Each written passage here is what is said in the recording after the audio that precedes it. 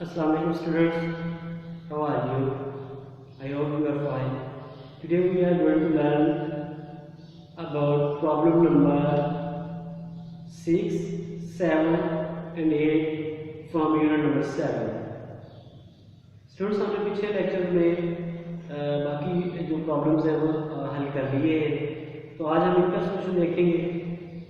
इंतहाई आसान है, पेपर के पॉइंट ऑफ व्यू से ये इम्पोर्टेंट भी है, कोशिश कीजिएगा समझने की। अगर फिर भी किसी जगह कोई इशू हो तो ज़रूर बताइएगा। आइए मेरे साथ बुक्स ओपन करें कि स्टेटमेंट क्या है। आपके जो प्रॉब्लम है उस पे स्टेटमेंट है, a block of mass 1.6 is attached to a spring with spring constant that is 1000 Newton per meter. The spring is compressed through a distance of 2 centimeter and the block is released from rest. Calculate the velocity of the block as it passes through the equilibrium position, that is x is equal to 0 if the surface is frictionless. तो students इसमें हमें बताया गया है कि एक spring के साथ मास अटैच है जो कि 1.6 किलोग्राम है और उस स्प्रिंग का कांस्टेंट 1000 न्यूटन पर मीटर है और मैक्सिमम डिस्प्लेसमेंट जो है उस वक्त जहाँ से वो मास छोड़ा गया है वो था x not, that is 2 centimetre. तो बताइए कि जब वो मीन पोजीशन से गुजरेगा यानी मास वाइब्रेट करेगा तो उस वक्त उसकी मीन पोजीशन पे वेलोसिटी क्या होगी। तो सबसे पहला स्टेप जो है students, that is to separate the data. Mass is equal to 1.6 kilogram, spring constant हमें गिवन है, maximum amplitude X naught that is 2 centimetre and after conversion 0.02 metre. Required है velocity at maximum position that is V naught. Students इंतहाई आसान है, formula है V naught is equal to X naught के by M under root. तो आपने values put कर देनी है and after calculation it comes 0.50 metre पर सेकंड। ये वेलोसिटी यानी मीन पोजीशन पे जब वो ऑब्जेक्ट गुजरेगा तो इसकी ये वेलोसिटी होगी। नो स्टूडेंट्स, हम चलते हैं दूसरे प्रॉब्लम की तरफ। Open your books and see the statement. A car of mass 1300 kg is constructed using frame supported by 4 springs. Each spring has a spring constant 20,000 Newton per meter. If two people riding in the car have a combined mass of 160 kg, find the frequency of vibration of the car when it is driven over a pothole road. Assume the weight is evenly distributed. Students उसने बताया कि car है, उसका 1300 kilogram उसका वज़न है, उसमें दो लोग बैठे हुए, उनका वज़न 160 किलोग्राम है और 4 स्प्रिंग लगे हुए हैं और एक स्प्रिंग का जो है वो हमें बताया गया कि स्प्रिंग कांस्टेंट जो है 20,000 न्यूटन पर मीटर है। तो जब ये गाड़ी इस सड़क के ऊपर से जाती है तो जंप लगता है, तो बताएं कि इसकी फ्रीक्वेंसी क्या होगी वाइब्रेशन की। स्टूडेंट्स नहायत ईजी है, सिर्फ स्टेटमेंट कम्प्लेक्स है। तो सबसे पहला step to separate the data. Mass of car 13 kilogram है, mass of persons sitting inside the car 160 kilogram है। तो टोटल मास क्या बनेगा, दोनों को एडअप कर देंगे 1460 किलोग्राम बनेगा। स्प्रिंग कांस्टेंट जो है 20,000 एक है, 4 स्प्रिंग लगे हुए तो ये 80,000 न्यूटन पर मीटर बन जाएगा।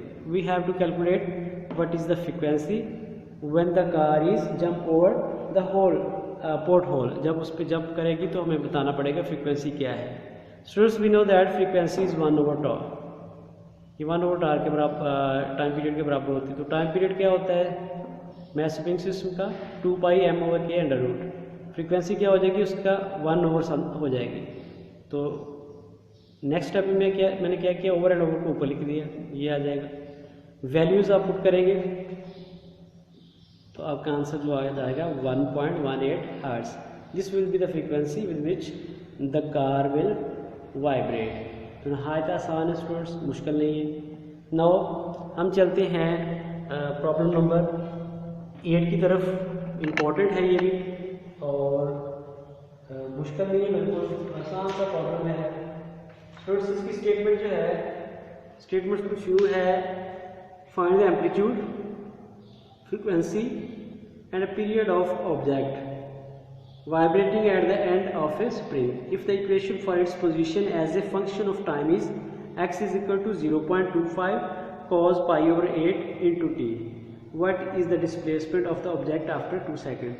तो ये भी कम्प्लेक्स स्टेटमेंट है लेकिन मुश्किल नहीं है। देखते हैं इसमें क्या हमें फाइंड करना है। सबसे पहला स्टेप स्टूडेंट डाटा सेपरेट कर रहे हैं, जो कि हमने x इज इक्वल टू हमें गिवन है, देन टाइम हमें बताएगा 2 सेकेंड। रिक्वायर्ड क्या है, फ्रीक्वेंसी, टाइम और डिस्प्लेसमेंट आफ्टर 2 सेकेंड। ये चीज़ें हमें रिक्वायर्ड है। सोल्यूशन स्टूडेंट जो हमें इक्वेशन दी गई है या हम बुक्स में पढ़ चुके हैं, that is x is equal to x not cos omega t. ये इक्वेशन है इंस्टेंटेनियस डिस्प्लेसमेंट फाइंड करने की। x नॉट इसमें मैक्सिमम डिस्प्लेसमेंट है, ओमेगा फ्रीक्वेंसी है, t टाइम है। हमें जो अगर हम इस इक्वेशन को देखें जो ऊपर हमें दी गई है और ये जो हमने लिखी है, तो हम देखते हैं यहाँ पे भी x है, यहाँ पे भी x है, दैट्स फाइन। यहाँ पे 0.25 है और यहाँ पे x नॉट, इसका मतलब x नॉट क्या हुआ 0.25, कंपैरिजन से हमने निकाल लिया। आगे कॉज है, इसमें भी कॉज है, यहाँ पे π/8 है, यहाँ पे ओमेगा 8 मीन ओमेगा जो है वो π/8 के इक्वल आ जाएगा। ओमेगा होता है 2πf, फ्रीक्वेंसी फाइंड करने के लिए ओमेगा 2πf के इक्वल होता है, तो ये इसके वैल्यू इक्वल आ जाएगी। यहाँ से फ्रीक्वेंसी निकल आएगी 1/16 हर्ट्ज। टाइम पीरियड क्या होता है, ये 1/f के इक्वल होता है, तो ये 16 सेकंड आ जाएगा जब हम इसको उलट कर देंगे। लास्ट में students displacement after 2 seconds, question दोबारा वही लिख लें जो हमें गिवन है, सिर्फ टाइम की जगह 2 पुट कर दें, ये कट होके 4 आ जाएगा, तो ये बन जाएगा 0.25 cos π/4। π/4 कितना होता है कॉस में 45, सॉरी π/4 कितना होता है फंक्शन 45 डिग्री होता है, तो x जो है वो ये वैल्यू आ जाएगी। इंतहाई आसान है, ये पेपर में आया हुआ बार बार, तो इसको देखिएगा, समझने की कोशिश करें। अगर कोई भी इशू हो तो ज़रूर शेयर कीजिएगा। नेक्स्ट लेक्चर तक के लिए अपना ख्याल रखिएगा। अगर कोई टॉपिक आपका अभी रहता हो जो भी आपने पूरी बुक में पढ़ा है, तो काइंडली मेरे साथ शेयर कीजिएगा। बहुत शुक्रिया, अल्लाह हाफिज़।